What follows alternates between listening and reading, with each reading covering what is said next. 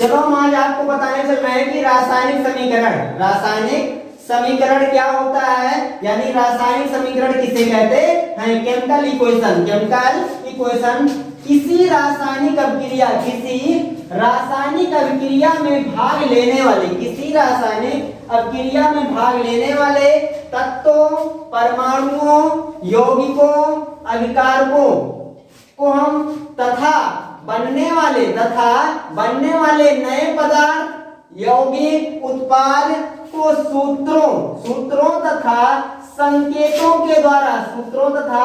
संकेतों में प्रदर्शित करने की विधि को रासायनिक समीकरण कहते हैं।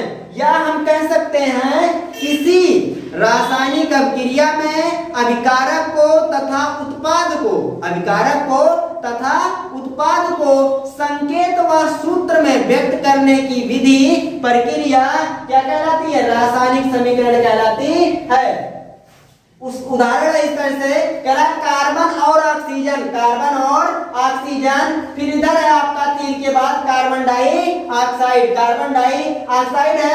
अब कार्बन और ऑक्सीजन कह रहा है, तो ये देखो ये सूत्र में नहीं दिया है, ये इसका हिंदी में दिया है, यानी शब्दों में दिया है। कैसे दिया है, शब्दों में दिया है, यानी उत्पाद भी हमारा शब्दों में है और कारक भी हमारा शब्दों में है। अब देखो हम यही बता रहे हैं कि सूत्र के द्वारा व्यक्त करना, जैसे C यानी कार्बन का संकेत C, ऑक्सीजन यानी O2, और इधर क्या बन गया है, CO2 बन गया है। अब देखो हम आपको बताने चल रहे हैं कि रासायनिक अभिक्रिया का निरूपण कैसे करते हैं, यानी रासायनिक अभिक्रियाओं का निरूपण कैसे करेंगे। रिप्रेजेंटेशन ऑफ केमिकल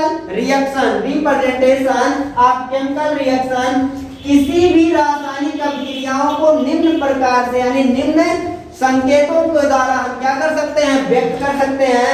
जैसे आपका है अभिकारक तीर के बाएं लिखा जाता है, तीर के ऊपर हम लिख सकते हैं, यानी तीर के ऊपर और नीचे लिख सकते हैं दाब उत्प्रेरक, यानी हम ताप को व्यक्त कर सकते हैं, दाब को व्यक्त कर सकते हैं, उत्प्रेरक को व्यक्त कर सकते हैं, और तीर के दाहिने साइड में हम उत्पाद को लिखते हैं।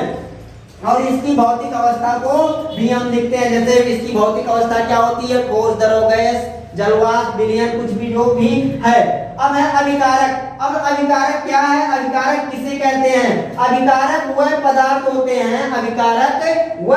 होते हैं जो आरंभ में लिया जाता है, यानी जो पदार्थ अभिक्रिया के लिए लिया जाता है उसे हम क्या कहते हैं, अभिकारक कहते हैं। अभिक्रिया से पहले जो पदार्थ होता है उसे हम क्या कहते हैं, अभिकारक कहते हैं। अथवा हम कह सकते हैं कि तीर के बाएं साइड जो पदार्थ लिखा होता है उसे हम क्या कहते हैं, अभिक्रिया कहते हैं। किसी रासायनिक अभिक्रिया में तीर के बाएं जो पदार्थ लिखा होता है उसे अभिकारक कहते हैं। अब उत्पाद क्या होता है, अभिक्रिया के बाद प्राप्त नए पदार्थ को हम क्या कहते हैं, उत्पाद कहते हैं। या हम कह सकते हैं कि तीर के दाहिने साइड जो पदार्थ होता है उसे हम क्या कहते हैं, उत्पाद कहते हैं। अब हम आपको बताने चल रहे हैं कि हम अब पूरी अभिक्रिया में जितने पदार्थ होते हैं या जितने संकेत लगते हैं, जितने संकेतों की आवश्यकता होती है, उनको हम किन संकेतों के द्वारा, किन चिन्हों के द्वारा व्यक्त करेंगे। तो रासायनिक अभिक्रियाओं का जो निरूपण है, अब देखिए जैसे सबसे पहले है क्या, भौतिक अवस्था। कौन सी अवस्था, भौतिक अवस्था। इसकी भौतिक अवस्था किसी अभिकारक या उत्पाद की भौतिक अवस्था क्या हो सकती है, उसकी भौतिक अवस्था या सॉलिड हो सकती है, ठोस हो सकती है। ठोस को हम यस से व्यक्त करते हैं क्योंकि यस की इंग्लिश सॉलिड होती है, ठोस की लिक्विड, द्रव की इंग्लिश लिक्विड होती है, इसको यल से व्यक्त करते हैं। गैस को जी से व्यक्त करते हैं। विलयन, किसी जलीय विलयन को हम AQ से व्यक्त करते हैं।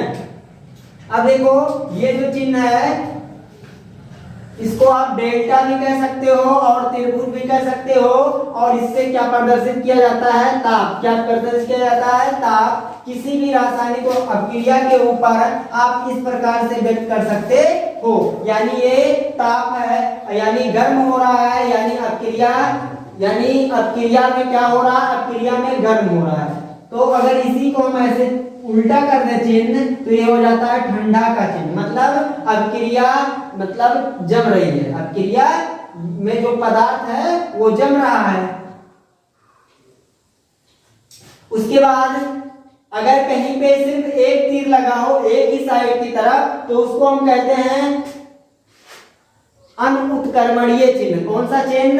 अनुत्क्रमणीय चिन्ह कहते हैं, यानी मध्य योजन चिन्ह। जब प्रक्रम अनुत्क्रमणीय होता है तब हम इस प्रकार से इस चिन्ह से व्यक्त करते हैं, यानी जब तीर का चिन्ह जो बीच में है अभिकारक और उत्पाद के बीच में जो चिन्ह है अगर इस प्रकार से लगा होगा तो हम उसको अनुत्क्रमणीय कहेंगे। अगर मध्य में जो चिन्ह लगा है मध्य योजन चिन्ह जब बीच में इस प्रकार से लगेगा तो उसको हम उत्क्रमणीय कहेंगे, कि मतलब अभिक्रिया दोनों तरफ चल सकती है, मतलब अभिक्रिया कोई भी जो नया पदार्थ बन रहा है वो टूटकर पुनः उस पदार्थ में बन सकता है, अर्थात मूल अवस्था में पुनः आ जाता है, तो वो उत्क्रमणीय कहलाता है। फिर है गैस। गैस के चिन्ह में इस प्रकार से, यानी तीर को अगर हम ऊपर की साइड लगा दें तो गैसीय चिन्ह हो जाता है, अवक्षेपण यदि हम चिन्ह को नीचे की साइड कर दें तो अवक्षेपण हो जाता है। हम इतने चिन्हों के द्वारा हम इसको व्यक्त कर सकते हैं।